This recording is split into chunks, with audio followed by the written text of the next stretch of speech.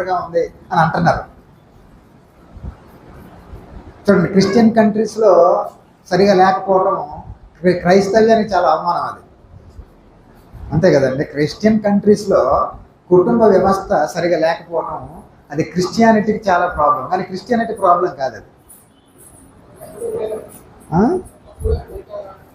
ఒకప్పుడు చాలా గొప్పగా ఉన్నవి, బైబిల్ని బట్టి గొప్పగా ఉన్నటువంటి, మీరు మంచి మాట చెప్పారు. ఒకప్పుడు చాలా గొప్పగా ఉన్న దేశాలు ఈరోజు క్రిస్టియానిటీ తగ్గిపోతుంది అక్కడ అని ఇప్పుడు దాన్ని ఒక బూచిలా చూపిస్తున్నారు మన దేశంలో. చూడండి, క్రైస్తవ దేశాలు ఎలా చెడిపోయి క్రిస్టియానిటీ బైబిల్ వాళ్ళు అన్నారు. కాదు, అది మనకు తెలుసు, కానీ బయటికి చిత్రం అలాగే కనబడుతుంది. అందుకే సామాజికవేత్తలు మాత్రం, సామాజిక శాస్త్రవేత్తలు మాత్రం బైబిల్ మీద వాళ్ళు ఏం బురద చల్లలేదు. వాళ్ళు జెన్యున్గా మాట్లాడారు. వాళ్ళు ఏమంటున్నారంటే, పెళ్ళికి ముందు వాళ్ళ మైండ్లో ఒక ఊహా చిత్రం ఉంటుందట. పెళ్ళి కాని వారికి పెళ్ళికి ముందు వారి బ్రెయిన్లో ఒక పిక్చర్ ఉంటుంది, పెళ్ళైన తర్వాత అది కనపడదు. అంటే అది ఊహా చిత్రం మాత్రమే. అంటే పెళ్ళైన తర్వాత నా లైఫ్ ఇలా ఉంటుంది అని వాళ్ళు మనసులో ఏదో ఊహించుకుంటారు. అది పెళ్ళైన తర్వాత అలా ఉండకపోయేసరికి వాళ్ళ మైండ్లో ఒక ఆలోచన వస్తుందట. ఏంటంటే పెళ్ళి అనే కాన్సెప్టే తప్పు అనే ఆలోచన వస్తుందట. వెస్ట్రన్ కంట్రీస్లో వచ్చింది ఇది. కొంతమంది ఏమంటారు చెప్పిన, వివాహం అన్నది ఒక అవుట్డేటెడ్ కాన్సెప్ట్ అని అంటున్నారు. బైబిల్ ఏమంటుంది, వివాహం అన్ని విషయములలో ఘనమైంది అంటుంటే, సాతాను ఏమంటున్నాడు చూడండి, ఆపోజిట్. మీరు అక్కడ వాక్యంకి విరుద్ధంగా ఒక ఎక్స్ప్రెషన్ వినబడిందంటే, ఒక భావజాలం వచ్చిందంటే అది దెయ్యం నుంచి వచ్చింది. సింపుల్గా చెప్పాల్సింది, నీ జీవితంలో సమస్య వచ్చినంత మాత్రాన, కొందరి జీవితంలో సమస్య వచ్చినంత మాత్రాన దేవుడు ఏర్పరిచిన వ్యవస్థ తప్పు అంటాం, అది దెయ్యపు బోధ. దాని వెనకాల డెవిల్ ఉన్నాడు, ఆ సంగతి తెలుసుకోండి. అది నీకు అట్రాక్టివ్గా కనిపించవచ్చు. నీ జీవితంలో సమస్య వచ్చిందని, నీకు కరెంట్ షాక్ కొట్టిందని కరెంట్ చెడ్డదంటవా? నీకు బుద్ధి లేక అది షాక్ కొట్టింది. అది నీ జ్ఞానం లేక నువ్వు వెళ్ళి పుట్టుకున్నా తగిలింది. అది కరెంటే తప్పు అంటావా? ప్రకృతిని తప్పు పడతావా? నువ్వు సరిగ్గా ఉపయోగించుకోలేకపోయావు దాన్ని. లేదంటే నీ జీవితం కాకపోతే నీ భాగస్వామి మంచోడు కాకపోయి ఉండొచ్చు, లేదంటే నువ్వు ఒకరినొకరు సరిగ్గా అర్థం చేసుకోపోయి ఉండొచ్చు, లేదంటే అవగాహన మీకు లేకపోయి ఉండొచ్చు. పెళ్ళైన తర్వాత నేను స్వాతంత్రాన్ని కోల్పోయాను అని ఒక అబ్బాయి అంటున్నాడు. ఆమె కూడా అంటుంది, ఏంటంటే నేను స్వాతంత్రాన్ని కోల్పోయాను, నాకు పెళ్లి కాకముందునంత స్వాతంత్రం పెళ్ళైన తర్వాత ఏమీ లేకుండా పోయింది అని అంటుంది. అది నిజమేనేమో అని యువత కొంతమంది నమ్ముతున్నారు. మీకు ఒక ఎగ్జాంపుల్ చెప్తాను. నేను ఉద్యోగానికి వెళ్ళకముందు ఇంట్లో చాలా హ్యాపీగా ఉండేవాడిని. ఉద్యోగంలో జాయిన్ అయిన తర్వాత నాకు స్వతంత్రం లేకుండా పోయిందని అంటే అది ఎలా ఉంటుందండి వినడానికి?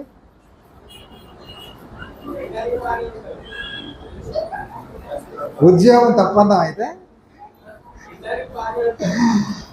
ఉద్యోగంలోకి వెళ్ళిన తర్వాత నీకు ఒక బాస్ ఉంటాడు, నువ్వు పని చేయాలి, అంతే కదా. నీకు సమయానికి నువ్వు డ్యూటీకి వెళ్ళాలి, పని చేయాలి. సరిగా పని చేయకపోతే చేవాట్లు తిట్లు తినాలి. ఆ తర్వాత క్షమాపణ చెప్పాలి, రాజీ పడాలి. ఉద్యోగం మార్చినట్టు భర్తను మార్చలే కదమ్మా. ఉద్యోగం మార్చేసినట్లు బట్టలు మార్చినట్లు భర్తను మార్చేస్తారా? ఉద్యోగాలు మార్చినట్లు భార్యలు మార్చేస్తారా? జీవితాంతం కట్టుబడి ఉండాల్సిన ఉద్యోగం కదా ఇది, పెళ్ళి, వివాహం. కాబట్టి పెళ్ళైన తర్వాత పెళ్ళికి ముందున్నట్టు ఉండదు అని తల్లిదండ్రులు చెప్పట్లేదు అని అంటున్నారు విజ్ఞులు. పెళ్ళైన తర్వాత పెళ్ళి కాకముందున్నట్టు ఉండదు. కాబట్టి అనవసరమైనటువంటి ఎక్స్పెక్టేషన్స్ పెట్టుకోకండి, రియాలిటీలో ఉండండి అని పిల్లలకి నేర్పాలి అని చెప్తున్నారు. రియాలిటీలో ఉండండి. మీరేదో మైథలాజికల్ వరల్డ్లోకి వెళ్ళకండి, ఊహా ప్రపంచంలోకి వెళ్ళకండి, నిజంలో ఉండండి, నిజాలు నేర్పించండి అని చెప్తున్నారు. సినిమాల ప్రభావం కూడా దీని మీద ఉందని అంటున్నారు కొంతమంది. అది అవునో కాదో చెప్పాలి, సమాజమే చెప్పాలి మనకి. సినిమాల ప్రభావం దీని మీద చాలా ఎక్కువగా ఉంది యువత మీద. అందుకే ఊహల్లో విహరిస్తుంటారట వీళ్ళు. పెళ్ళైన తర్వాత భర్తను ఊహల్లో విహరిస్తారు. ఆ తర్వాత ఊహించిన దానికి తగ్గట్టుగా, మనం ముందే ఎక్స్పెక్ట్ చేసిన దానికి తగ్గట్టుగా లేదనుకోండి, నచ్చుద్దండి అది. మీకు ఒక ఎగ్జాంపుల్ చెప్తాను, మనకు సంబంధించిన ఎగ్జాంపుల్. ప్రకటన గ్రంథం మీద చాలామందికి సొంత ఎక్స్పెక్టేషన్స్ ఉంటాయి, చెప్పేటప్పుడు అలా ఉండదు అది. అందుకే నచ్చదు చాలామందికి. ఏదో అనుకున్నాం, ఏదో చెప్తున్నాం అని. అవునా కదా? మనం ఎక్స్పెక్ట్ చేసినట్టు మన అంచనాలకి తగ్గట్టుగా అక్కడ పిక్చర్ కనబడకపోయేసరికి మనం అది ఎంత మంచి పిక్చర్ అయినా సరే, పిక్చర్ అంటే మా అమ్మ గురించి మాట్లాడుతున్నాను, అది ఎంత గొప్పగా ఉన్నా మనకి ఎలా ఉంటుంది చెప్పండి, మరోలా ఉంటుంది. అర్థమవుతుంది కదా?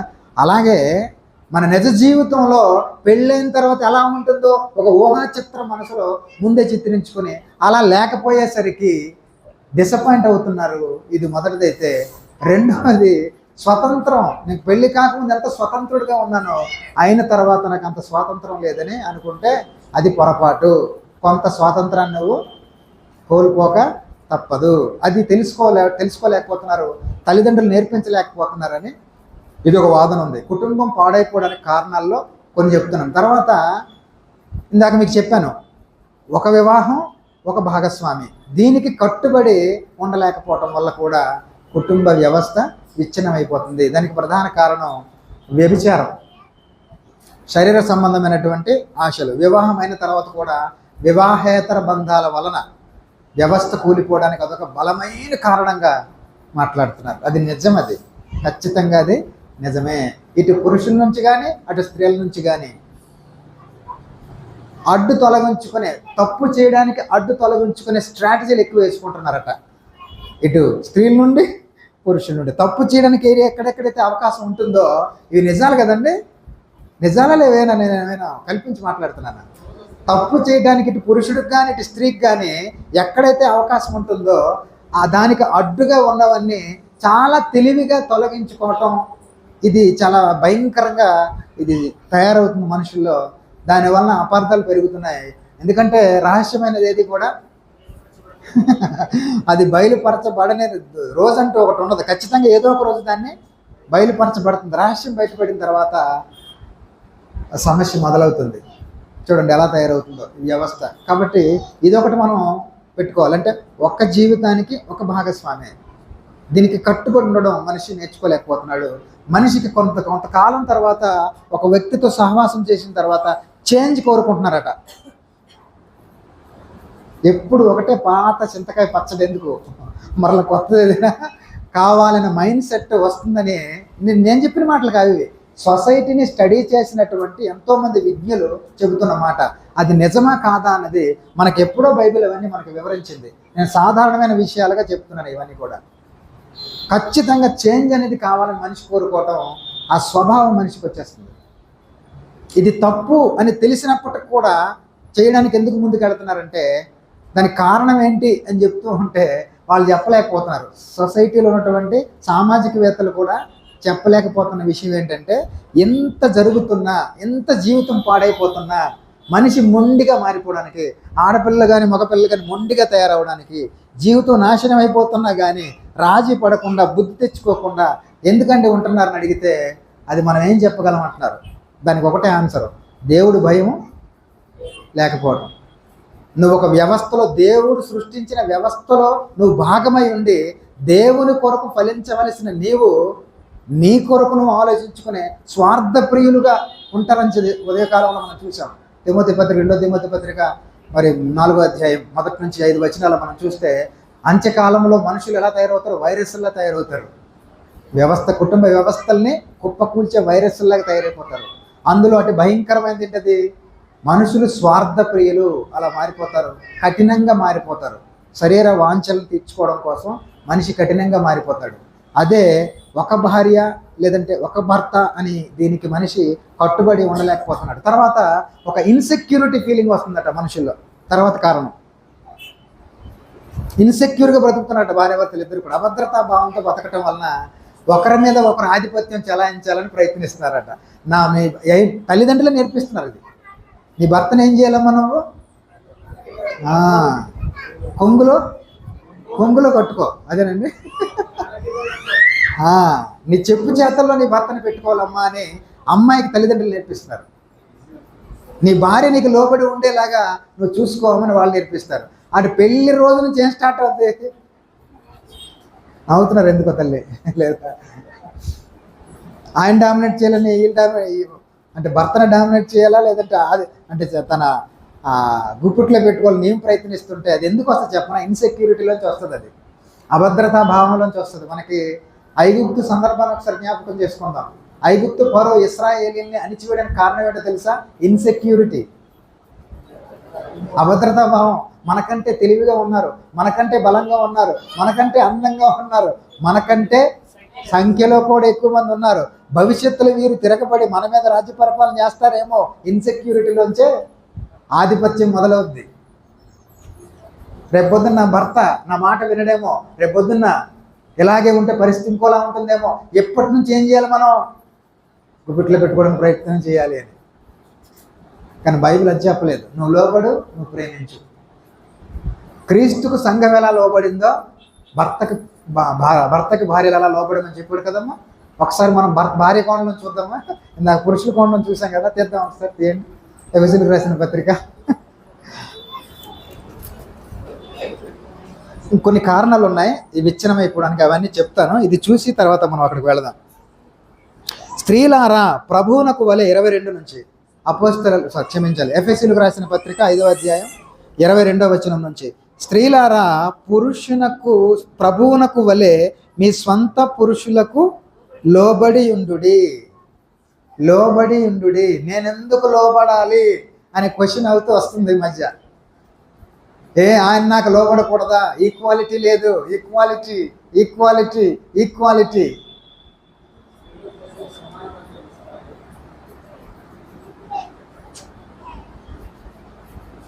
ముందు పురుషుని సృష్టించి తర్వాత స్త్రీని ఎందుకు తీశాడు దేవుడు అంటుంది ఒక ఆమె.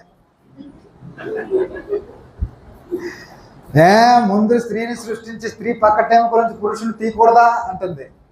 ఎవరిని ఎవరి ద రైట్స్ ఆఫ్ గాడ్ అని ఒక ఆర్టికల్ రాశాను నేను. ఇప్పుడు చెప్పడానికి కావద్దు. దేవునికి హక్కులు ఏమనుకుంటున్నారు మీరు? మానవ హక్కుల గురించి మాట్లాడే మూర్ఖులకి దేవుడు హక్కుల గురించి ఏం తెలుసు? ఆయన చాయిస్ అది, నువ్వు అడగడానికి వీల్లేదు. నీకు చాయిస్లు ఉంటాయి, ఆయనకి చాయిస్ ఉండదా? సృష్టి ఎలా చేయాలి నువ్వు చెప్తావు ఆయనకి. ఎవరో నువ్వు మాట్లాడడానికి? ఆయన సృష్టివి నీవు. నేనేదో తోపులైనందుకు నన్ను భర్తగా పెట్టలా. ఆయన పెట్టాడు కనుక భర్త యజమాని అయ్యాడు. నీకంటే గొప్పోడు కాబట్టి యజమాని అవ్వలేదు. నీకంటే గొప్పోడు కాబట్టి నీకు యజమాని అవ్వలేదు. ఆయన పెట్టాడు కాబట్టి అంతే. పురుషుడు స్పెషల్ ఏం కాదు, ఇద్దరూ స్పెషలే. అర్థమవుతుందా? యేసు ప్రభు మగవాడు కాబట్టి మగదేవుడు నేనెందుకు పూజించాలి అంటుంది ఒక ఆమె. వీళ్ళందరూ పెద్ద పెద్దవాళ్ళు ప్రపంచంలో పెద్ద పెద్దవాళ్ళు వీళ్ళందరూ. అండ్ ఒక పెద్ద వ్యక్తి అలాంటి మాట్లాడితే మనుషుల మీద ప్రభావం చూపించదా? మగదేవుడు నేను ఆరాధించను అంటుంది ఒక ఆమె. ఒక పాప్ సింగర్ మగదేవుడిని ఆమె ఆరాధించదట. పురుషుని పక్క టెంపుల్స్ నన్ను ఎందుకు తీయాలి? నన్ను స్పెషల్గా చేయొచ్చు కదా. పితృస్వామి రాజ్యం ఇది. పురుషాధిక్యత కలిగిన సమాజం ఇది.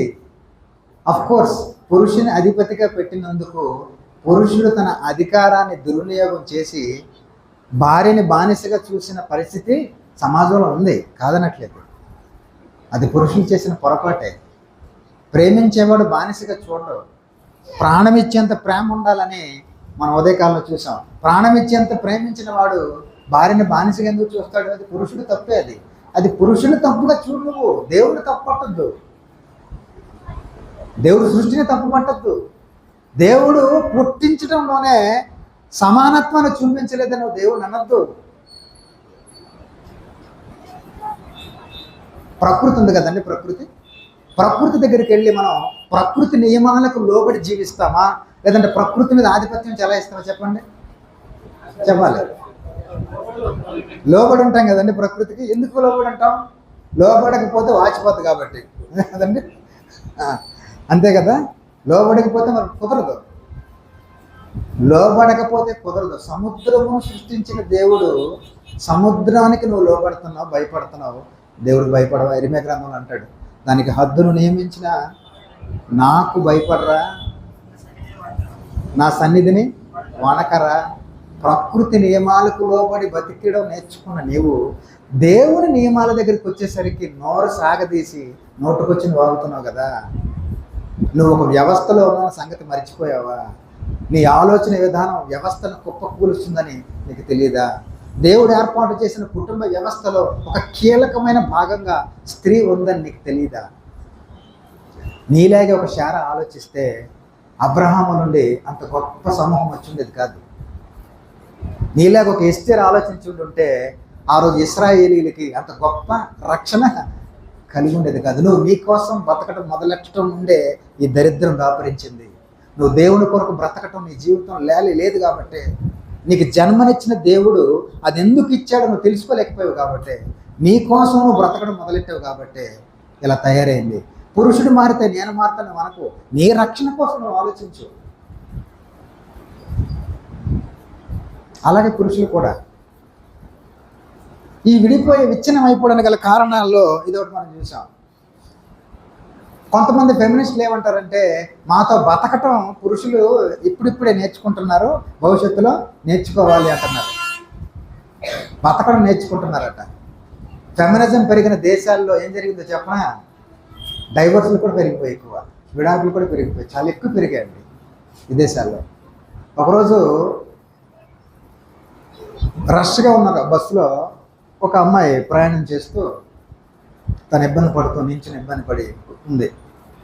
ఆ పక్కనే ఒక ఆయన కూర్చుని ఉంటే, ఏమయ్యా సీట్ ఇవ్వలేవా, ఆడపిల్లలు నించుని ఉన్నాను, సీట్ ఇవ్వలేవా, నువ్వు ఆడపిల్లని చూసి నీకు సీట్ ఇవ్వాలనిపించలేదా, అలా హ్యాపీగా కూర్చుని ఉన్నావు అని అంటే, పురుషుడు స్త్రీ ఈక్వాలిటీ అన్నావు కదా, పురుషుడు నించున్నట్టు నువ్వు కూడా నించోవమ్మా అన్నాడు. చూసారా దాని రిజల్ట్ ఎలా ఉందో. ఇది వినడానికి చాలా చిన్నగా ఉంటుంది. నిన్ను యూనిక్గా సృష్టించాడు, నిన్ను ప్రత్యేకంగా సృష్టిస్తే ఆ ప్రత్యేకతను కోల్పోయి నువ్వు సమానత్వం కోసం ఆలోచించావు చూడు, నీ జీవితం భూమి మీద సంతోషంగా గడవదని తెలుసుకో. నువ్వు దేవుడు ఏర్పాటు చేసిన వ్యవస్థని విచ్ఛిన్నం చేయడంలో సాతాను నిన్ను ఒక సాధనంగా బలంగా వాడుకుంటున్నాడని నువ్వు గమనించు. పురుషుడు తప్పు చేస్తే అది పురుషుడి మీద మాత్రమే నువ్వు మాట్లాడు, కానీ దేవుని మీద మాట్లాడడానికి నీకు ఎటువంటి అధికారము లేదు. ఆయన చాయిస్ అది. దేవుడికి హక్కులు ఉన్నాయి. ఎవరిని ఎలా సృష్టించాలో ఆయన హక్కు అది, ఎవరిని ఎలా సృష్టించాలో ఆయన ఇష్టం అది. ఆయన ఇష్టాన్ని మనం తప్పు పట్టకూడదు. ఆయన మనకి చెప్పింది మనం చేసుకుంటూ పోవాలి. అలాగని దేవుడు తప్పు చేసేవాడు కాదు. అర్థమవుతుందండి. రక్షణ విషయంలో పురుషులకు ఒక రూలు, స్త్రీకి ఒక రూలు లేదు. పరలోకంలో స్త్రీకి ఒక స్థానం, పురుషుడికి ఒక స్థానం లేదు. ఆత్మరూపంలో చూస్తే స్త్రీ ఆత్మకు పురుషాత్మకు శక్తికి లింగ భేదము ఉండదు. స్త్రీ పురుష భేదం ఏ శక్తికి ఉండదు. అలాగే ఆత్మకు కూడా ఉండదు. అది రూపానికి మాత్రమే ఉంటుంది. ఇకపోతే ఈ అభద్రతా భావం ఒక కారణమైతే, మరొక కారణం కుటుంబ వ్యవస్థ విచ్ఛిన్నం అయిపోవడానికి అనుమానం ఒక కారణమని చెప్తున్నారు. అది వాస్తవం, మనందరికీ బాగా తెలుసు.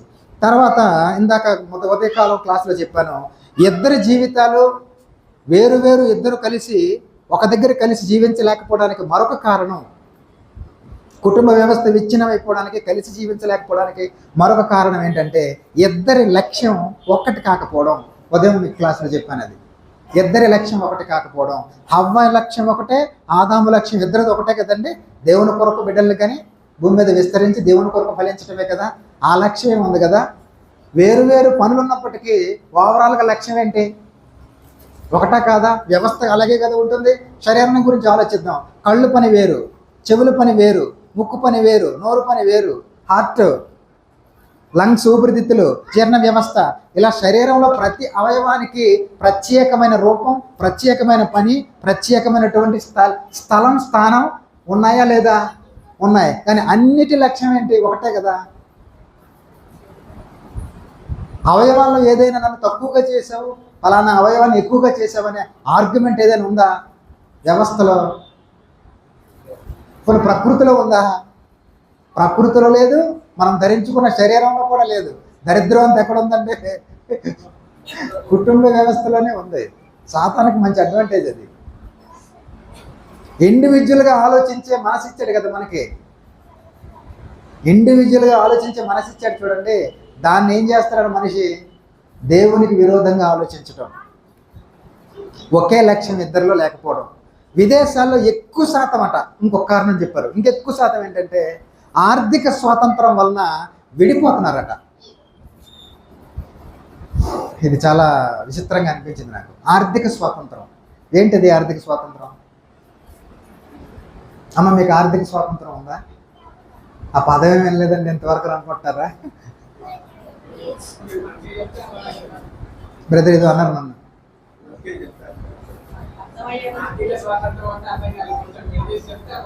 అలాగే అన్నారు, నాకేదో పంచి పడింది అనుకున్నాను.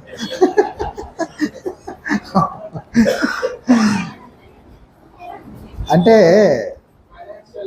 ఫైనాన్షియల్ ఫ్రీడమ్ ఇప్పుడు అర్థమై ఉంటుంది. అది వివరిస్తాను. ఇప్పుడు పురుషుడు సంపాదిస్తున్నాడు కదమ్మా, మీకు ఏదైనా కావాలనుకుంటే మీరు ఏం చేయాల్సి ఉంటుంది? ఒక అప్లికేషన్ పెట్టుకోవాల్సి ఉంటుంది. అదే కదా, అంటే మీకు ఏం లేదని అర్థం. అది ఆర్థిక స్వాతంత్రం లేదు. ఏమండి మరి ఏమండి అదండి ఇదండి అలా కొనుక్కోవాలండి అని అంటే ఇప్పుడు ఏం లేదుగా అని అంటే అది అంటే ఏం లేదు, ఆర్థిక స్వాతంత్రం. చూసారా, ఒక సమస్య ఉందా లేదా? ఖచ్చితంగా సమస్య ఉంది. సమస్యను గుర్తిద్దాం. సమస్య ఖచ్చితంగా ఉంది. తన ఇంట్లో తన తల్లిని అధికారంతో అడిగినట్లు, ఏమండి బ్రదర్, తన తండ్రిని అధికారంతో అడిగినట్లు ఒక అమ్మాయి భర్తను అడగలేకపోతుందనే ఒక సమస్య అయితే ఉంది. అందరిలో ఉండకపోవచ్చు, కానీ చాలా మందిలో మాత్రంకే ఉందంటున్నారు. అది నిజం.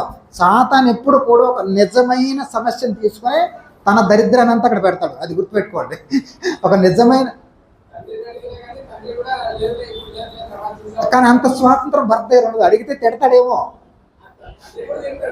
అలే భర్త అంత కాదులేండి, మరీ మీరు అంత చేయకండి, కానీ భర్త అంత కాదులేండి. అంటే బహుశా మీరు చూడలేదేమో, చాలా మంది స్త్రీలు చెప్తున్న కంప్లైంట్ అది. మనం దాన్ని గుర్తిద్దాం.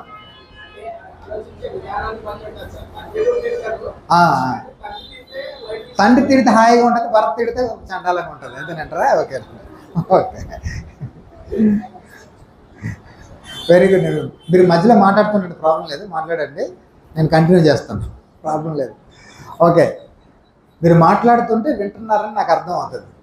ఓకే అండి, మీరు మాట్లాడుతుంటే నాకు ఎంకరేజింగ్ ఉంటుంది, వింటున్నట్టు నాకు అనిపిస్తుంది. ఇప్పుడు ఈ ఆర్థిక స్వాతంత్రం లేకపోవటం వలన ఇది ఒక కారణంగా చూపిస్తున్నారు కాబట్టి మాట్లాడుతున్నాను. ఈ ఆర్థిక స్వాతంత్రం లేకపోవటం వలన స్త్రీ కూడా ఏం చేస్తుంది, నేను కూడా సంపాదిస్తాను అంటుంది. నేను తప్పని చెప్పట్లేదు, నేను కూడా సంపాదిస్తాను అంటుంది. సంపాదన మొదలెట్టిన తర్వాత అంట ఎక్కువ మంది అట లోబడట్లేదు అని ఒక ఆర్గ్యుమెంట్ ఉంది. నువ్వు కష్టపడ, నేను కష్టపడుతున్నాను, నువ్వు సంపాదిస్తాను, నేను సంపాదిస్తున్నాను, నువ్వు ఖర్చు పెడతా, నేను ఖర్చు పెడతాను, నువ్వు వేడి గొప్ప, ఇంకా నీకెందుకు లోపడాలి?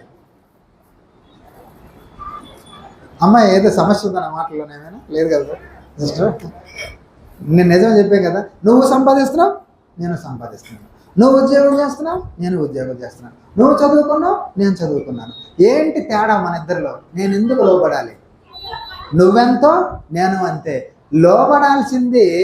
లోబడాల్సింది నీవేదో నీలో లేనప్పుడు కాదు, లోబడమని దేవుడు ఒక వ్యవస్థలో చెప్పాడు. కాబట్టి మెదడు చెప్తే నేనెందుకు వినాలి అని అవయవాలు అనుకోకూడదు. అలా అయితే శరీరం నడవదు, వ్యవస్థ నడవాలి, నువ్వు నడవటం కాదు. నీకోసం పుట్టాను నువ్వు ఎందుకు అనుకుంటావు? దరిద్రం అంత అక్కడే స్టార్ట్ అయింది. నువ్వు నీకోసం బతకడానికి నీకోసం పుట్టావా? దేవుని చిత్తం నెరవేర్చడానికి పుట్టావా? దేవుని లక్ష్యం నీవు ఒక్కదానివే కాదు, మొత్తం అందరూ ఉన్నారు వ్యవస్థలో. వీళ్ళందరూ ఆయన చిత్తం నెరవేర్చడానికి ఒక వ్యవస్థగా పనిచేయాలి, కుటుంబంగా పనిచేయాలి, కుటుంబాలుగా పనిచేయాలని ఆయన కోరుకుంటుంటే నీ కొరకు నువ్వు ఆలోచించడం మొదలెట్టావు కదా. అఫ్కోర్స్ పురుషుడు కూడా ప్రాణం పెట్టేంతగా ప్రేమించాలని నిజం, దాన్ని ఒప్పుకుంటున్నాను. ఇది ఈ ఆర్థిక స్వాతంత్రం వచ్చిన తర్వాత లోబడటం లేదు. ఒక భర్త నా దగ్గర కంప్లైంట్ చేశాడు, అది ఎంతవరకు మీరు చెప్పాలి, మీరు కూడా వినండి అమ్మా. ఒక భర్త, ఒక సీనియర్ మోస్ట్ హస్బెండ్ అనమాట, నాకు కంప్లైంట్ చేశాడు. ఏంటంటే అది నిజమో కాదో నాకు తెలియదు, మీరు చెప్పాలి. ఒక పురుషుడు కష్టపడి సంపాదించింది నా భార్య కోసం, నా బిడ్డల కోసం, నా కుటుంబం కోసం అని అనుకునే పురుషులు చాలా ఎక్కువ మంది ఉంటారంట. నిజమా అబద్ధం చెప్పండి, మీరు చెప్పండి, నేను ఎవరిని నిందించట్లేదు. కానీ స్త్రీ సంపాదించిన తర్వాత నా భర్త కోసం, నా పిల్లల కోసం అనే థాట్ చాలా తక్కువ ఉంటుందని అంటున్నారు. ఎంతవరకు నిజం ఇది? పురుషుడికి ఉన్నంత స్త్రీలో ఉండదు అని అంటున్నారు. అందరి స్త్రీలో కాదు.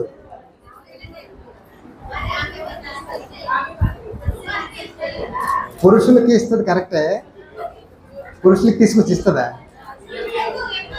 ఆర్గ్యుమెంట్లు స్టార్ట్ అయిపోయాయి. నాకు తెలియదు, ఆయన చెప్పాడు, మీరు చెప్పాను అంతే.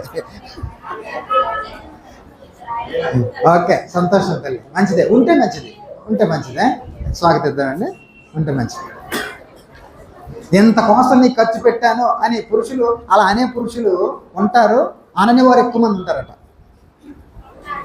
కానీ నీ కోసం ఎంత తెచ్చి పెట్టానని, నిన్ను ఎంత తెచ్చి కొనుక్కున్నానని అని స్త్రీలు చాలా ఎక్కువ మంది ఉన్నారట అంటున్నాడు ఆయన. కంప్లైంట్ అది.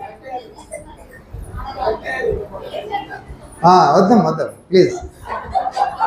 మనం ఇక్కడికి వచ్చిందే వ్యవస్థని నిర్మించడానికి, విచ్ఛిన్నం చేయడానికి కాదు. మన తప్పుల్ని మనం తెలుసుకోవడానికి. ఒకవేళ తప్పులు అయితే తెలుసుకుని దాన్ని ఏం చేయాలి మనం? సరిదిద్దుకోవటానికి. దేవుని వాక్యాన్ని బట్టి, మనుషుల జ్ఞానం బట్టి కాదు. మనుషులు సమస్యను పరిశీలించినటువంటి వాళ్ళు మన ముందు పెట్టినటువంటి వాస్తవాలని వాస్తవం అయితే స్వీకరిద్దాం, వాస్తవం కాకపోతే మీరు అన్నట్టు కొట్టిపడేద్దాం అంతే. ఓకే అండి. ఇకపోతే మూడవది ఇంకేంటంటే ఆర్థిక స్వాతంత్రం చెప్పాను కదా, అతి స్వేచ్ఛ, అది చెప్పాను మీకు ముందు క్లాసులో. అతి స్వేచ్ఛ అన్నది ఏం చేస్తుందంటే విచ్ఛిన్నం చేస్తుంది కుటుంబాలని. నాకు తన కోసం, తన సంతోషం కోసం ఎక్కువ ఫ్రీడమ్ని కోరుకుంటున్నారు, ఆంక్షలు విధించడాన్ని ఇష్టపడట్లేదు. పురుషుడైనా స్త్రీ అయినా ఇద్దరు కూడా. అన్ని విషయాల్లో భార్య అడుగుతుంది నన్ను, నేను ఎలా తిరిగితే నీకెందుకు, నేను ఎలా తిరిగితే నీకెందుకు అని భర్తలు ఉన్నారట. నీకు కావాల్సింది తెచ్చి పడేస్తున్నాను కదా, బ్రదర్లు చెప్పాలి ఇది. నీకేం కావాలి? బట్టలు కావాలా? కొనిస్తున్నాను కదా. ఏం కావాలో తెచ్చి పెడుతున్నాను కదా. నీకేం కావాలి చెప్పు, నీకు కావాల్సినవన్నీ తెచ్చి పెడుతున్నాను కదా. నేను ఎలా తిరిగితే నీకెందుకు, నీతో ప్రేమగానే ఉన్నాను కదా అని అంటున్నారట. మీరు చెప్పండి, అంటున్నారు, చాలామంది అంటున్నారట. నేను చెప్పింది కాదు, సామాజిక శాస్త్రవేత్తలు చెప్పింది. మిమ్మల్ని అడగకూడదు, వీళ్ళని అడుగుతా. అలాంటి వారు ఎక్కువ ఉన్నారంటున్నారండి. చెప్పట్లేదు, ఉన్నారు కదండి బ్రదర్స్. వెనకాల వాళ్ళకి మంచి ఎక్స్పీరియన్స్ చెప్పట్లేదండి.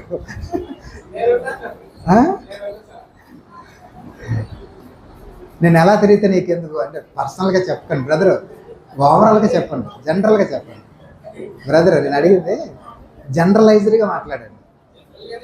అంటే నేను అని అలా అనకండి, ఎందుకంటే ఒకరిని ఒకరు మిమ్మల్ని మనం తక్కువ చేసుకోవాల్సిన అవసరం లేదు. ఏం బ్రదరు, జనరల్గా చెప్పండి. ఉంటారండి, అలా ఉంటారండి, ఉండరండి. ఓకేనండి. ఇకపోతే అతిగా ఆశించడం, ఓవర్ ఎక్స్పెక్టేషన్స్ అవుతున్నాయి. నెక్స్ట్ ఏంటంటే పెళ్ళైనప్పుడు నిబంధన చేస్తారు కదా, చివరిగా పెళ్ళైనప్పుడు నిబంధన చేస్తారు కదా, ఆ నిబంధన విషయంలో కట్టుబడే మైండ్ సెట్ లేదంట. ఒట్టు పెట్టుకుంటాం కదండి, దేవుడికి ఒక లక్షణం ఉంది చూసారా, మనుషులతో ఏం చేస్తాడు ఆయన? నిబంధన. ఇది ఒక కాన్సెప్ట్ ఉంది మనకి బైబిల్లో. నిబంధన చేశాడు. ఎన్ని నిబంధనలు ఉన్నాయండి. ఆదాము దేవుని నిబంధనను మీరాడు అని మనకి హోషేయ గ్రంథంలో మనకు ఒక మాట కనబడుతుంది. ఇప్పుడు నేను చూపించలేను అది. తన నిబంధన మీరినట్లు, ఆదాము తన నిబంధనను మీరినట్లు అంటే ఆదాముతో కూడా ఒక నిబంధన ఉంది. అది మనకి ఆది కాండంలో కనపడదు. ఆ తర్వాత ఎస్. ఇకపోతే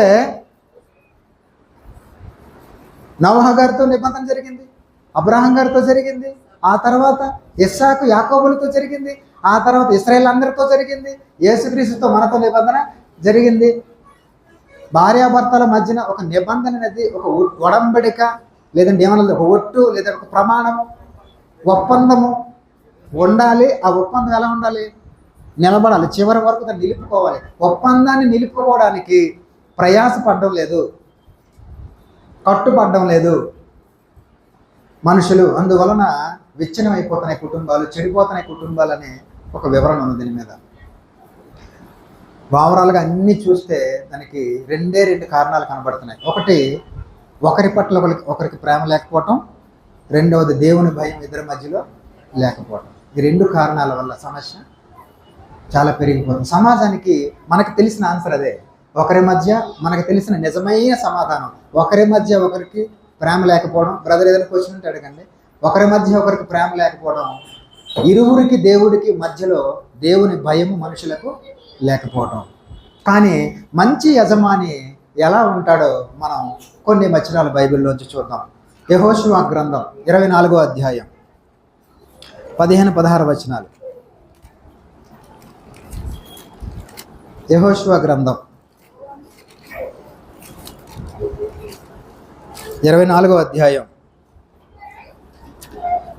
ఒక మంచి యజమాని ఎలా ఉంటాడని చూద్దామండి. తన కుటుంబాన్ని నిర్మించుకునేవాడు, తన కుటుంబాన్ని కట్టుకునేవాడు, తన కుటుంబాన్ని జాగ్రత్తగా కాపాడుకునేటటువంటి ఒక యజమాని ఎలా ఉంటాడనేది మనం చూద్దాం. యెహోషువ గ్రంథం 24వ అధ్యాయం 14-15 వచనాలు. ఇక్కడ యెహోషువ గారు మాట్లాడుతున్నారండి. కాబట్టి మీరు యెహోవా యందు భయభక్తులు గలవారై ఆయనను నిష్కపటముగాను సత్యముగాను సేవించుచు మీ పితరులు నది అద్దరిని ఐగుప్తులోను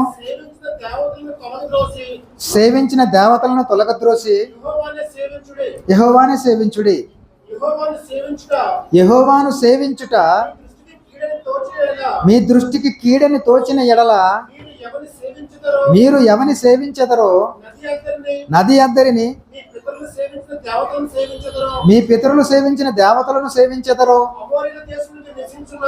అమోరీల దేశమున మీరు నివసించుచున్నారే వారి దేవతలను సేవించెదరో నేడు మీరు కోరుకునుడి. మీరెవరిని సేవింప కోరుకునినను నేనును నా ఇంటి వారును. ఇదండి కుటుంబం. నేనును నా ఇంటి వారును నేను యెహోవాని సేవిస్తాం. ఇది ఒక యజమాని తీసుకున్నటువంటి ఒక మంచి నిర్ణయం. యెహోవాను సేవించడం అంటే అర్థం ఏంటి? మద్యం సేవించడమా? ఏంటి సేవించడం? తాగేయడమా సేవించడం అంటే? ఆ దేవుడు చెప్పినట్లు చేయటం, దేవుడి అడుగు జాడల్లో నడవడం, దేవుడితో నడవటం, దేవుడు చెప్పింది చేయటం, దేవుడు ఏర్పాటు చేసినటువంటి ఈ మానవ వ్యవస్థ, కుటుంబ వ్యవస్థ, ఈ సమాజంలో దేవుడు ఏర్పాటు చేసినటువంటి ఈ పద్ధతిని, దేవుడు చెప్పిన పద్ధతిని, దేవుడు పెట్టిన ప్యాటర్న్ అంటారు దాన్ని, పద్ధతి. ఆ ప్యాటర్న్లోనే సంఘం గురించి మాట్లాడతాం కదా మనం. సంఘము నమూనా, చర్చ్ ప్యాటర్న్ అంటాం కదా. మరి కుటుంబానికి ప్యాటర్న్ లేదా? నియమాలు లేవా? నిబంధనలు లేవా? కుటుంబం సరిగా లేకపోతే సంఘం సరిగా ఉండదు. నైతికంగా సరిగ్గా ఉండదు కుటుంబం. సంఘం సరిగా ఉండదు కుటుంబం సరిగా లేకపోతే.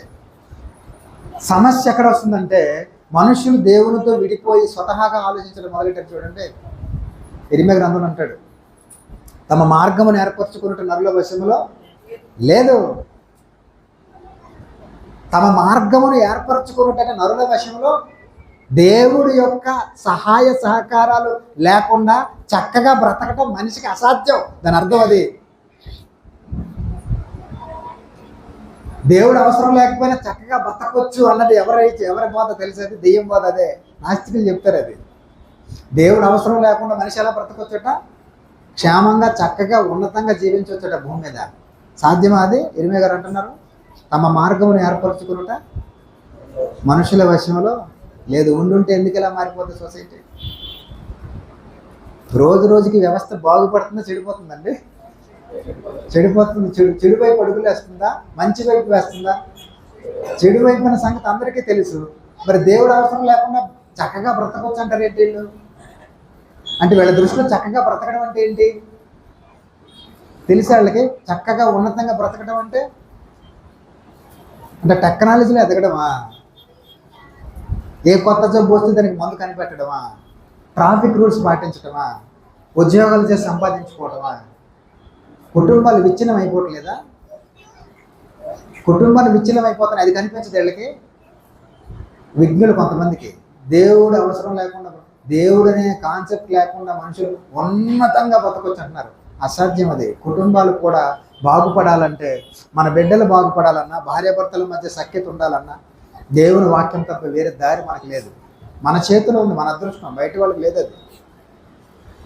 ఆ దరిద్రం ఇక్కడ తీసుకురావద్దు.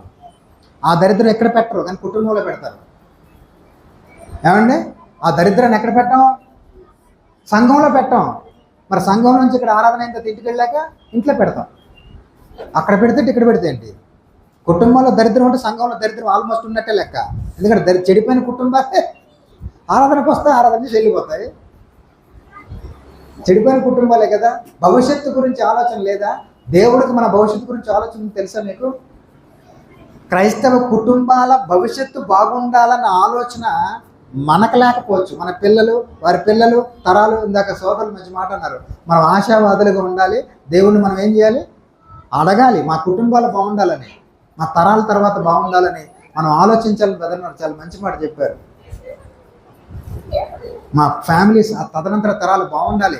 ఎందుకంటే ఒక మనిషి కనీసం 2 తరాలను చూడగలడు. తన పిల్లల తరాన్ని, తన పిల్లల తరాన్ని చూడగలడు ఖచ్చితంగా. ఒక 2 తరం, తన తరము, తన బిడ్డల తరము, తన మనవాళ్ళ మునిమనవాడు చూడలేదు, నాకు ఛాన్స్ లేదు, మనవాళ్ళ తరం వరకు చూడగలడు. అంటే ఒక మనిషి ఒక 3 తరాలకి దేవుని వాక్యాన్ని ఏం చేయగలడు? అందించగలడు. యేసుప్రభు వారి ప్రార్థన మనందరికీ తెలుసు. దేనికోసం ప్రార్థన చేశారు చూద్దాం ఒకసారి అండి. మనం సంఘం కోణంలో ఆలోచిస్తున్నాం దాన్ని, ఒకసారి మానవ వ్యవస్థ కోణంలో ఆలోచిద్దాం. యేసుప్రభు యొక్క భావజాలాన్ని మనం సంకుచితం చేయొద్దు. చూడండి ఒకసారి యోహాను సువార్త 17వ అధ్యాయం 20-21 వచనాలు. మరియు నీవు నన్ను పంపితివని లోకము నమ్మునట్లు తండ్రి నాయందు నీవును నీయందు నేనును ఉన్నలాగున వారును మనయందు ఏకమై ఉండవలెనని వారి కొరకు మాత్రము నేను ప్రార్థించుటలేదు. వారి వాక్యము వలన నా యందు విశ్వాసముంచు వారందరూ ఏకమై ఉండవలెనని వారి కొరకును ప్రార్థించుచున్నాను. ఎవరెవరైతే వాక్యాన్ని అంగీకరిస్తారో భవిష్యత్తులో, యేసుప్రభు ఎంత దూరదృష్టి ఆయనకి, రాబోయే తరం వరకు అంటే యేసుప్రభుని ప్రార్థనలో మీరున్నారు, నేనున్నాను, అంతే కదండి. మన గురించి ఆయన ప్రార్థన చేశాడు. మన గురించి అన్నాడు కానండి, కుటుంబాల గురించి కాదండి. కుటుంబాలు ఎలా చెడిపోయినా పర్లేదండి, ఆరాధనకు వచ్చినప్పుడు 5 నిమిషాలు ఖచ్చితంగా ఉండాలండి, ఆ పాటల్లో మ్యూజిక్ ఉండకూడదండి, ప్రార్థన చేసేటప్పుడు తండ్రికి ప్రార్థన చేయాలండి, ఆ తర్వాత వరాలు స్వస్థతలు ఏవో ఉండవండి, ఆ తర్వాత అదండి ఇదండి. కుటుంబాలు మాత్రమే నైతికంగా చండాలమే చెడిపోవచ్చండి.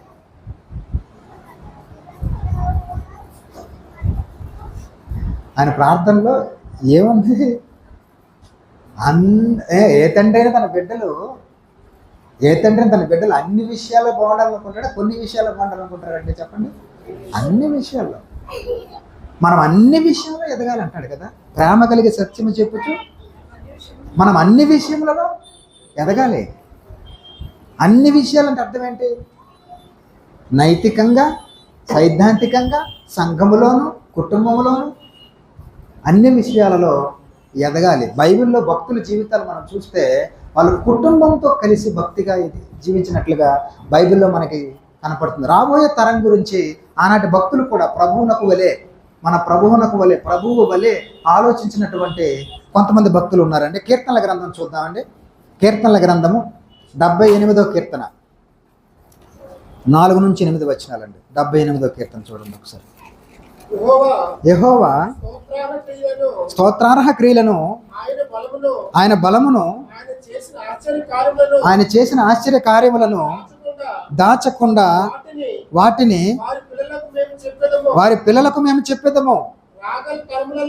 రాగల తరములలో పుట్టబోవు పిల్లలు దానిని ఎరుగునట్లును, వారు లేచి తమ పిల్లలకు దానిని వివరించినట్లును, వీరును దేవుని యందు నిరీక్షణ గలవారే దేవుని క్రియలను మరువకయుండి యథార్థ హృదయులు కాక దేవుని విషయమై స్థిర మనస్సు లేని వారై తమ పితరుల వల్లే తిరుగుబడకయు మూర్ఖతయు తిరుగుబాటును గల ఆ తరమును పోలి ఉండకయు వారు ఆయన ఆజ్ఞలను గైకొనున్నట్లును ఆయన యాకోబు సంతతికి శాసనములు నియమించిన తర్వాత లేనండి.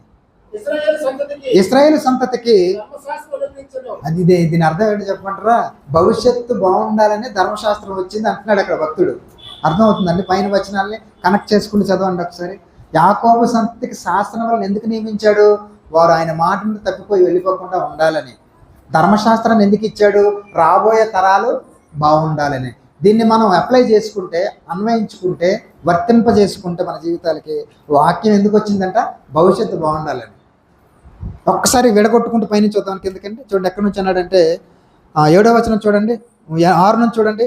యథార్థ హృదయాలు కాక, అంటే హృదయాలు యథార్థం కాకుండా కాక దేవుని విషయమే స్థిర మనస్సు లేని వారై తమ పితరుల వలె తిరగబడకుండా ఉండడం కోసం. పితరులు తిరగబడ్డారు కదా, అలా భవిష్యత్ తరాలు తిరగబడకుండా ఉండటం కోసం మూర్ఖతయు తిరుగుబాటును గల ఆ తరమును పోలి ఉండకయు వారి వలె ఉండకుండా ఉండడం కోసం వారు ఆయన ఆజ్ఞలను గైకొనున్నట్లు, అంటే వారిలా ఉండకుండా ఆయన ఆజ్ఞలను గైకొనాలని. తర్వాత చూడండి, ఆయన యాకోబు సంతతికి శాసనములను నియమించను. ఎందుకు నియమించను? భవిష్యత్ తరాలు బాగుండాలని నియమించను. సందర్భం అర్థం చేయలేదా? కింద వచనాన్ని పై వచనంతో కలిపి అర్థం చేసుకుని ఆలోచిస్తే అర్థమవుతుంది. అర్థమైందని నేను అనుకుంటున్నాను. ఆ తర్వాత ఏమంటున్నాడు? యాకోబు ఇశ్రాయేలు సంతతికి ధర్మశాస్త్రమును అనుగ్రహించను. ఎందుకు అనుగ్రహించాడు? తరాలు బాగుండాలని. అంటే ధర్మశాస్త్రము అసంపూర్ణమైన ధర్మశాస్త్రము, లోపము కలిగిన ధర్మశాస్త్రము భవిష్యత్తు బాగుండాలని నియమించినప్పుడు ఈరోజు మన చేతికి సర్వసత్యము వచ్చిందంటే మన భవిష్యత్తు బాగుండాలని దేవుని ఆలోచనల్లో లేదని అనుకోగలవా? యేసుప్రభు వారి ప్రార్థనకు జస్టిస్ ఎప్పుడు జరుగుద్ది బ్రదరు? కుటుంబాన్ని నిలబెట్టుకున్నప్పుడు, కుటుంబాల్లో దేవుని వాక్యాన్ని ఉంచుకున్నప్పుడు, కుటుంబాన్ని కాపాడుకున్నప్పుడు. నిజంగా మీకు విషయం చెప్పనా, కుటుంబాన్ని కాపాడుకునే లక్షణం మనందరిలో ఉంది, కాబట్టి అది శారీరకంగా ఉంది. బ్రదర్ ఇంత చెప్పారు, కుటుంబాలను కాపాడుకునే లక్షణం లేదా జంతువులు కూడా ఉంటుంది. అది ఆ ప్రేమని దేవుడు అందరిలో పెట్టాడు, అలా ఉంది. అది ఆ చిప్ అలాగా ఉంది అందరికీ, కాకపోతే స్పిరిచువల్గా లేదు. అద్భుతం అది. మీరు ఒక వీడియో చూసే ఉంటారు, జాగ్రఫీ ఛానల్లో వస్తుంది. ఒక క్రూర మృగం మీదకి ఒక జింక యుద్ధంకి వెళ్తుంది, చూసి ఉంటారు. అది ఒక ఎలుగుబంటి మీద అనుకుంటాను, ఎప్పుడో చూశాను నేను. సర్వసాధారణంగా క్రూర మృగాల మీదకి సాధు జంతువులు యుద్ధం ప్రకటించవు. ఈ బలహీన జంతువులు ఇంతకీ ఎందుకోసం అంటే తన బిడ్డ కోసం వెళ్ళింది. అది జంతువులో ఉందా స్వభావం. ఒక సాధారణ జంతువు, బలహీనమైన జంతువు తన బిడ్డని ఒక క్రూర మృగం ఎత్తుకుపోతుంటే ఇది వెళ్ళి యుద్ధం చేసి బిడ్డను విడిపించుకుని తీసుకొచ్చింది. అంటే బిడ్డల కొరకు, కుటుంబం కొరకు పాటుపడే లక్షణం, శ్రమించే లక్షణం ఉంది. తల్లికి ఉంది, తండ్రికి ఉంది, కాకపోతే స్పిరిచువల్గా లేదు. సమస్య అంతా ఎక్కడ వచ్చిందంటే భౌతిక జీవితం విషయంలో ఈ జ్ఞానం, ఈ ఆలోచన ఉంది. మన పిల్లల మీదకి ఎవరైనా యుద్ధానికి వస్తే, మన పిల్లల్ని ఎవరైనా అవమానపరిస్తే, అమ్మ తల్లులారు చెప్పండి, మీ బిడ్డల్ని ఎవరు అవమానపరిస్తే పిల్లల కోసం ఏం చేస్తారు మీరు? అవసరమైతే ఇరుగు పొరుగుతూ గొడవలు పెట్టుకోరా మీరు? మరి మీ పిల్లల మీదకి అసలు శత్రువు వస్తున్నాడు, ఎవడాడు? అపవాది. ఆ విషయంలో మనకు అస్సలు బాధ లేదు, అస్సలు బాధ లేదు. ఎందుకంటే ఇంకా శరీర సంబంధులుగానే ఉండిపోయారు కాబట్టి. అపవాది ఎలా వచ్చి అటాక్ చేస్తాడో తెలుసా అమ్మ మనకి? మన కుటుంబాల్లోనికి, మన బిడ్డల జీవితాల్లోనికి అపవాది ఎలా ప్రవేశిస్తాడో తెలుసా? ఇప్పుడు మనకు తెలుసు, ఈ గదిలోకి మనుషులు రావాలంటే ఎలా ప్రవేశిస్తారు అది తెలుసు మనకి. మరి మన జీవితాల్లోకి అపవాదం ఎలా వస్తాడో తెలుసా మనకి? ఏ వయసు నుంచి స్టార్ట్ అవుతుందో తెలుసా? ఆలోచిస్తే తెలుస్తుంది, మనసు పెడితే, వాక్యం చదివితే తెలుస్తుంది.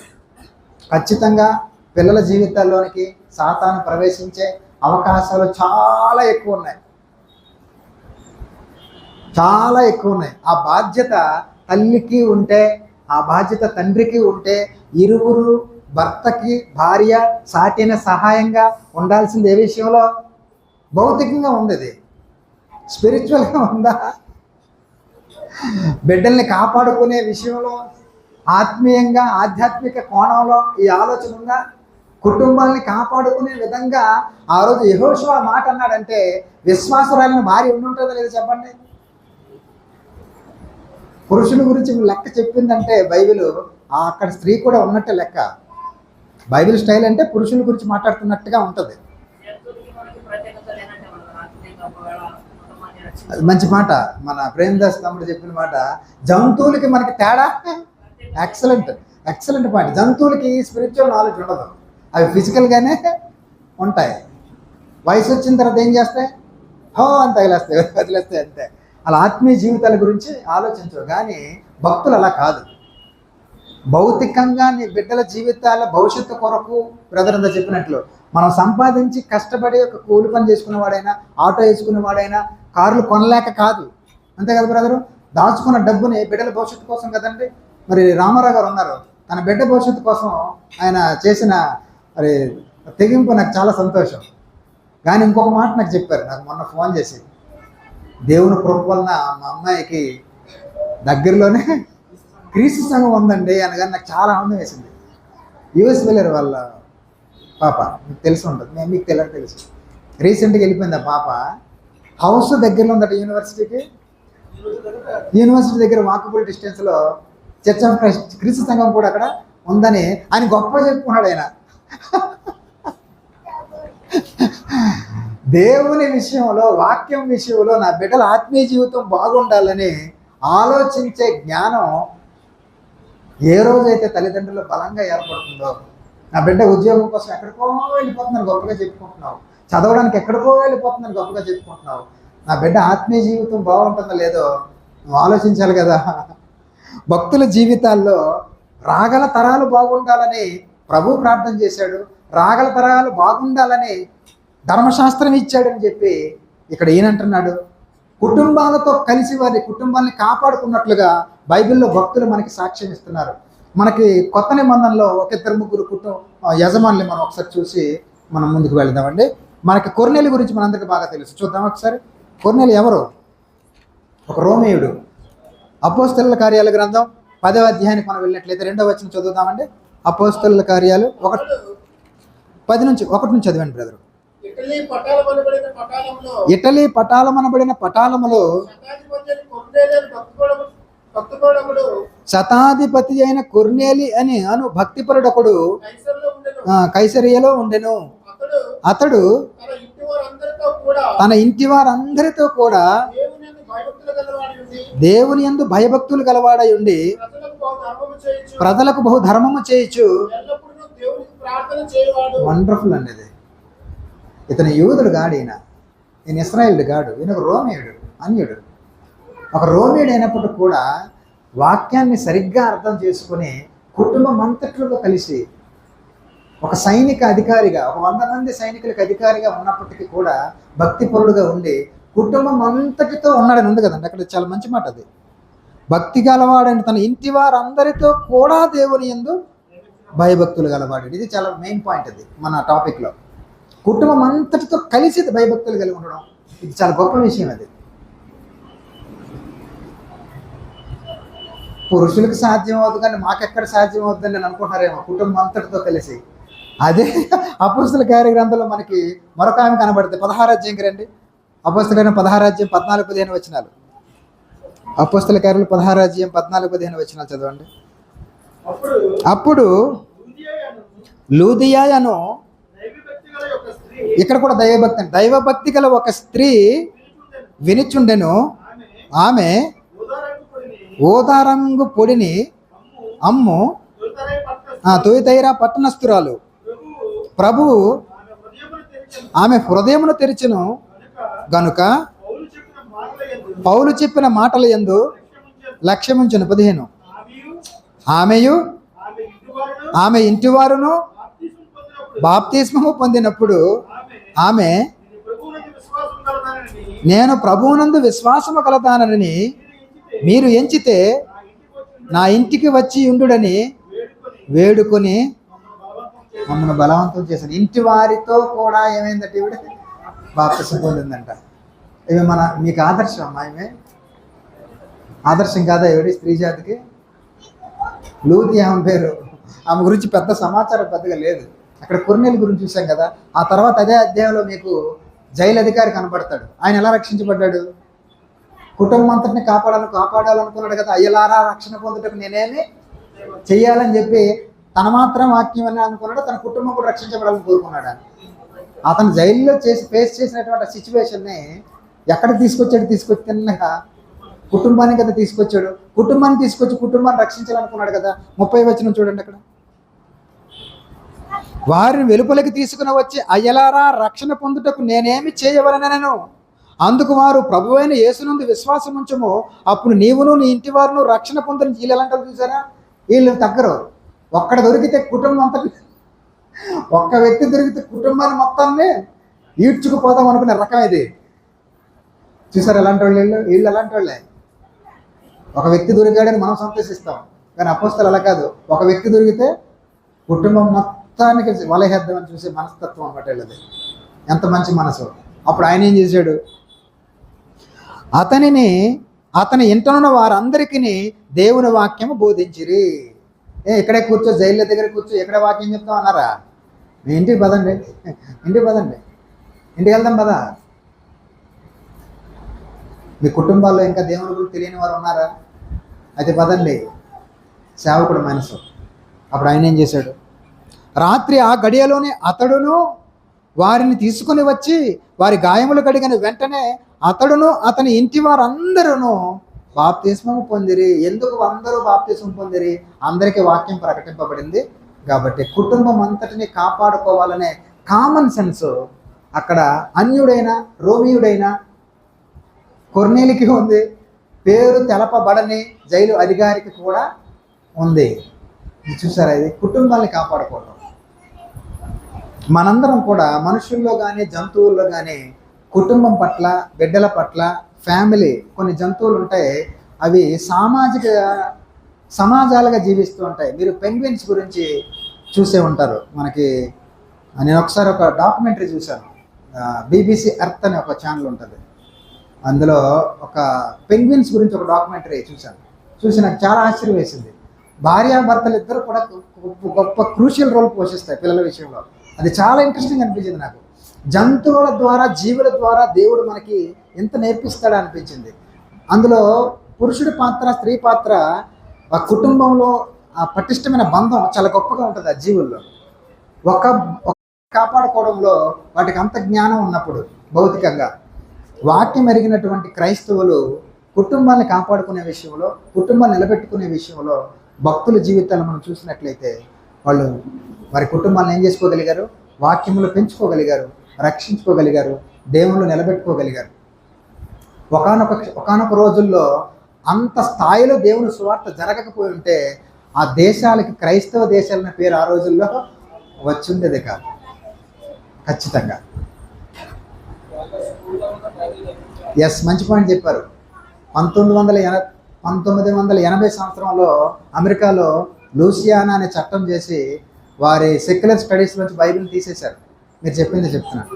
స్కూల్ స్టడీస్ నుంచి బైబిల్ని తీసేశారు. కానీ అంతకుముందు ఏముండేది? దాన్ని బట్టి మనకు అర్థమైంది ఏంటి? వాళ్ళ స్కూల్ స్టడీస్లో బైబిల్ ఒక బుక్గా ఉండేది. అది గొప్ప విషయం. చిత్రపడి చెప్పనా? సిలబస్లో భాగంగా ఉండేది బైబిల్ కూడా. ఆ ఏజ్ నుంచి బైబిల్ రైమ్స్ ఉండే వాళ్ళకి. ఆల్ఫాబెట్ నేర్పించేటప్పుడు ఏ ఫర్ యాపిల్ లేదు వాళ్ళకి. ఆ తర్వాత వచ్చింది ఏ ఫర్ యాపిల్ అని. అంతకుముందు ఏతో, బీతో, సీతో ఏ నేర్పించే వాళ్ళు బైబిల్ గురించిన జ్ఞానం వాళ్ళ దేశాలు నేర్పించారంటే.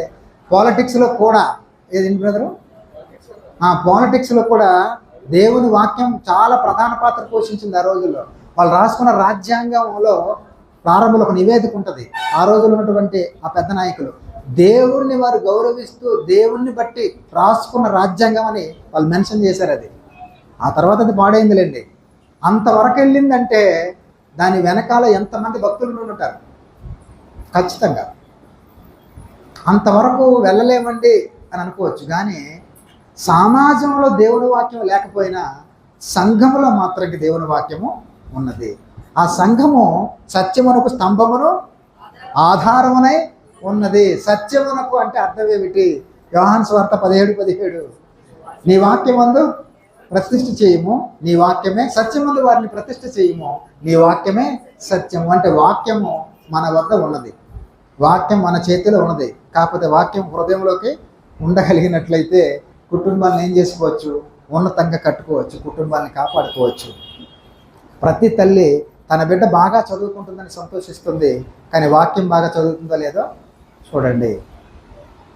చాలామంది వాక్యం కంఠస్థం చేయిస్తారు, బైహార్ట్ చేయిస్తారు వచనాలు, మంచిదే. కానీ వాక్యం కంఠస్థం చేయటం మంచిదే, కాదనట్లేదు. కానీ వాళ్లకు భక్తిని నేర్పించే పాఠాలు చిన్నప్పటి నుంచి ఉండాలి. నేర్పించడంలో, నిజ జీవితంలో ఒక డేవిడ్ రోపర్ అని నేను ఒక బుక్ చదువుతున్నాను. చర్చ్ ఆఫ్ క్రైస్ట్ ప్రీచర్ అయినా, ముందే చెప్పేస్తున్నాను, ఆయన చర్చ్ ఆఫ్ క్రైస్ట్ ప్రీచర్ అయినా, ఆయన తన పుస్తకంలో డేవిడ్ రోపర్ గారు ఎవరు మొత్తానికి ఆ కామెంట్ నేను చదువుతున్నప్పుడు చిన్న వయసులో ఆయన ఒక పని చేశాడు. ఎగ్జాంపుల్ కోసం చెప్తున్నాను, మీకోసం. అంటే పిల్లల విషయంలో కేర్ ఎంత తీసుకోవాలో, పిల్లలు మా కుటుంబంలో భాగం కాబట్టి ఒకరోజు స్కూల్ నుంచి ఆ అబ్బాయి ఒక వస్తువుని దొంగిలించి తీసుకొచ్చాడు ఇంటికి. ఒక వస్తువు దొంగిలించి ఇంటికి తీసుకొస్తే బిడ్డ చేతిలో ఎప్పుడు కనబడిన ఒక వస్తువు కనిపించగానే ఆయన తల్లి చెప్పిందంట, నాన్న ఎక్కడిది ఇది అని. చెప్పట్లేదు అబ్బాయి. అప్పుడు ఆమె ఎంక్వైరీ చేసింది.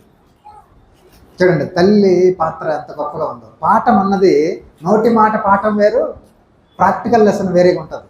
నేర్పించడం రావాలి. ఎంక్వైరీ చేసేటప్పటికి అది ఎవరిదో వాళ్ళకి కూడా తెలియదు.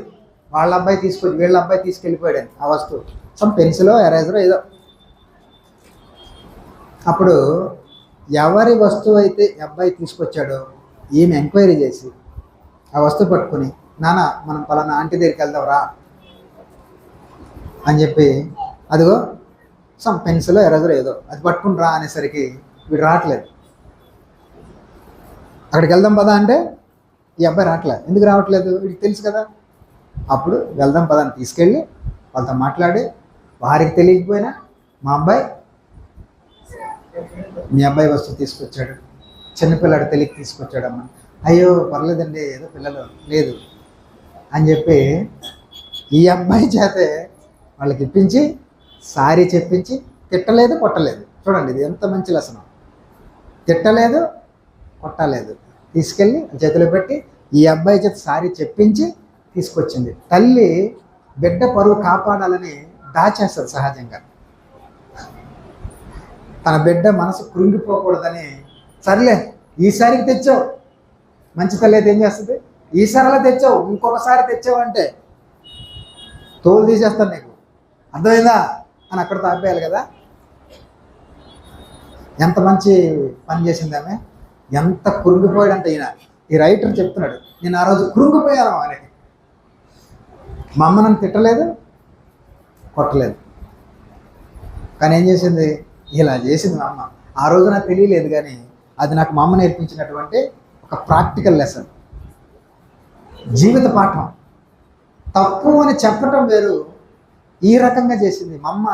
ఒక మంచి క్రైస్తవురాలు అవ్వటం వలన నాకు మేలు జరిగిందని వాళ్ళ అమ్మ కోసం గొప్పగా రాసుకున్నాడు ఆయన. మా అమ్మ ఎంత మంచిగా చెప్పిందని. మా అమ్మ నాకు వాక్యం ఎలా చెప్పేదంటే, ఒక దగ్గర కూర్చోబెట్టి ఏ రోజు మా అమ్మ నాకు చెప్పలేదు. కిచెన్లో పని చేసుకుంటూ నాకు వాక్యం చెప్పింది, వంట చేసుకుంటూ నాకు వాక్యం చెప్పింది, ఇంటి పని చేసుకుంటూ వాక్యం చెప్పింది. నిజ జీవితంలో భాగం అయిపోయింది మా అమ్మకి అని చెప్తున్నాడు ఆయన. ఏదో ఒక దగ్గర కూర్చోబెట్టి కట్టి పడేసి అలా నేర్పించలేదు. నాకు అప్పుడు అది గుర్తొచ్చింది ఏంటంటే, త్రోవ నడిచేటప్పుడు, కూర్చున్నప్పుడు, లేచినప్పుడు దేవుని గురించి మాట్లాడే జీవితంలో దేవుడు భాగం అయిపోతేనే జరుగుతుంది. అర్థమవుతుంది తల్లి? కల్పించుకుంటే జరిగేది కాదు. జీవితంలో దేవుడు భాగం అయిపోతేనే, మన బ్రతుకులో దేవుడు భాగం అయిపోతే మనం మాట్లాడతాం దేవుని గురించి. కుటుంబాన్ని కట్టుకోవడం అంటే భర్తకు లోబడటం, భర్త భార్యని ప్రేమించటం. ముగిస్తున్నాను. భర్తకు లోబడటం, భర్త భార్యని ప్రేమించటం. చెప్పండి. పాఠాలు మీరు చెప్పినట్టు తీసుకుంటా, లేకపోతే ఆ పనులు తీసుకుంటా, ఇది అట్లా అట్లా చెప్తున్నారు తప్ప ఈ విషయం చెప్పట్లేదు. అందుకే చెప్తున్నామండి ఇక్కడ.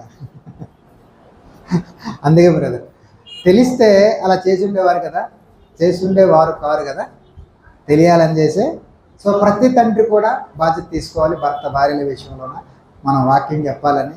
భార్యాభర్తలు ఇరువురు కూడా కలిసి కూర్చొని బైబిల్ చదువుకునే రోజులు వస్తే, చాలామంది కుటుంబాల్లో, మీలో ఉందో లేదో నాకు తెలియదు కానీ, చాలా క్రైస్తవ కుటుంబాల్లో కలిసి బైబిల్ చదువుకునే రోజు తగ్గిపోయని చెప్తున్నారు. కలిసి కూర్చుని ఏం మాట్లాడుకుంటారట? అమ్మ చెప్పండి బ్రదర్స్, మీరు చెప్పండి. మీ భార్యలతో కలిసి కూర్చున్నప్పుడు, మీ అని కాదు, మేమని చెప్పకండి, జనరల్గా చెప్పండి. భార్యాభర్తలు కలిసి కూర్చున్నప్పుడు ఏం మాట్లాడుకుంటున్నారు?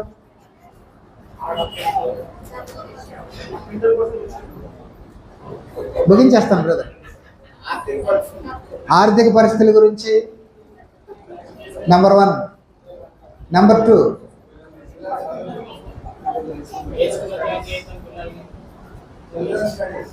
పిల్లల చదువు గురించి, ఆర్థిక స్థితిగతుల గురించి, ఇరుగు పొరుగు గొడవల గురించి, అల్లాళ్ళ ఇంటికి వెళ్ళి వాళ్ళు అవమానపరిచారు, పెళ్ళికి వెళ్ళి వీళ్ళు అవమానపరిచారు, ఏమండి వాటి గురించి మాట్లాడుతున్నారట. మాట్లాడుకోండి, మంచిదే, కానీ వాక్యానికి స్థానం లేదా? స్టార్ట్ చేయాలి. ఒక వ్యక్తి నుంచి కదా స్టార్ట్ అవుతుంది. స్టార్ట్ చేయాలి. స్టార్ట్ చేయడం అంత ఈజీ కాదు.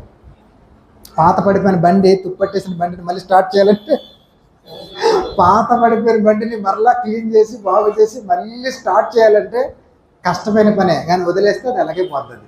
మరలా దాన్ని ఏం చేయాలి? మరలా బాగు చేయాలి, దాన్ని పునరుద్ధరించాలి. పడిపోయిన కుటుంబ గోడలను ఏం చేయాలి? మళ్ళీ పునాదులు పాడైపోతే నీరు మందులు ఏం చేస్తారు? వదిలేస్తారా? మళ్ళీ స్టార్ట్ చేయాలి మొదటి నుంచి. పునాదులు పాడైపోతే నీతి మంతులు ఏం చేయగలరు అంటాడు భక్తుడు. పునాదులు పాడైపోతే మరలా ఏం చేయాలి? మళ్ళీ పునాది వేయాలి. పాడైపోయిన పునాది మీద మంచి కన్స్ట్రక్షన్ కట్టలేము. పాడైపోయిన పునాది మీద మంచి కన్స్ట్రక్షన్, మంచి బిల్డింగ్ని కట్టలేము. మళ్ళీ బలమైన పునాది వెయ్యాలి. పునాది దేవుని వాక్యమే, పునాది క్రీస్తే. మనం ఎంతసేపు సంఘానికి పునాది క్రీస్తు క్రీస్తు క్రీస్తు అని చెప్పుకుంటూ వెళ్ళాం సిద్ధాంతం చెప్పడానికి. కుటుంబానికి పునాది క్రీస్తు, క్రైస్తవ జీవితానికి పునాది క్రీస్తు. క్రీస్తుని తక్కువగా చూడద్దు.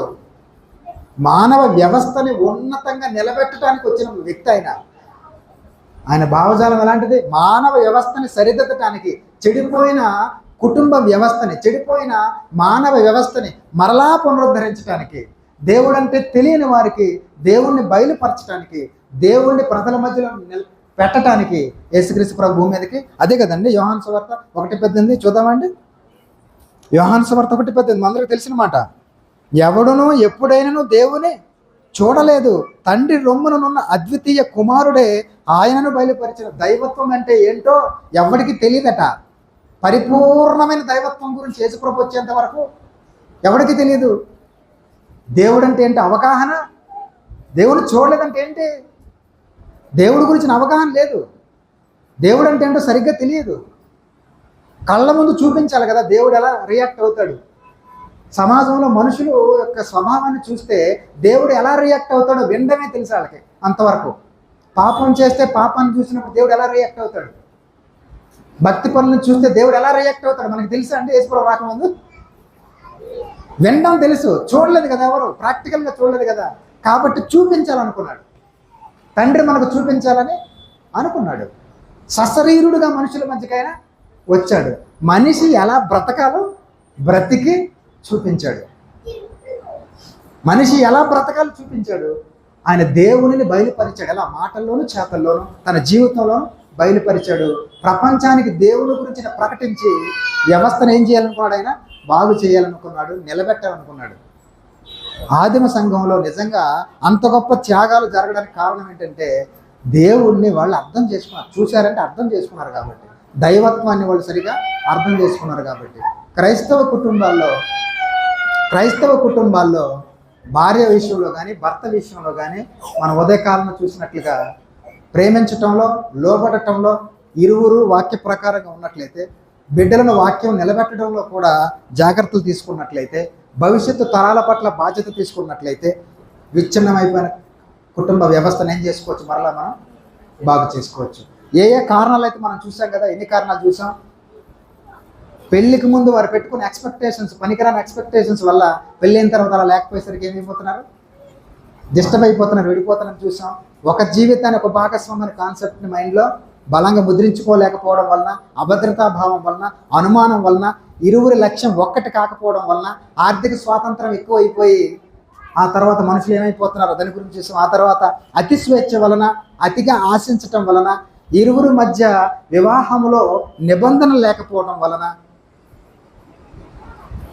ఒక్క మాటలో చెప్పాలంటే వారి జీవితాల్లో దేవుడు లేకపోవడం వలన, దేవుని వాక్యం లేకపోవడం వలన, దేవుని భయం లేకపోవడం వలన కుటుంబాలు ఏమైపోతున్నాయి? విచ్ఛిన్నం అయిపోతున్నాయి. వాక్యంతో మాత్రమే దాన్ని ఏం చేయగలము? కట్టుకోగలము. అది మూలం నుండే స్టార్ట్ చేయాలి. అది ఒకరి నుండే స్టార్ట్ అవుతుంది. ఒక కుటుంబంలో ఒక స్త్రీ తలుచుకున్న అవుతుంది, కాకపోతే అంత ఈజీగా అయితే మాత్రం కాదు, కానీ అసాధ్యమైతే కాదు. ఒక కుటుంబంలో భర్త తలుచుకుంటే ఎక్కువ అవకాశాలు ఉన్నాయి. కాబట్టి ప్రతి పురుషుడు ప్రతి స్త్రీ బాధ్యత తీసుకోగలిగితే, దానికి సంఘం కూడా సహకరిస్తే చాలా ఉన్నతంగా మన కుటుంబాన్ని ఏం చేసుకోవచ్చు, కాపాడుకోవచ్చు. ఇంతటితో ముగిస్తున్నానండి. బ్రదర్ లేరు, ఎవరైనా వచ్చి మీరు కొనసాగించండి.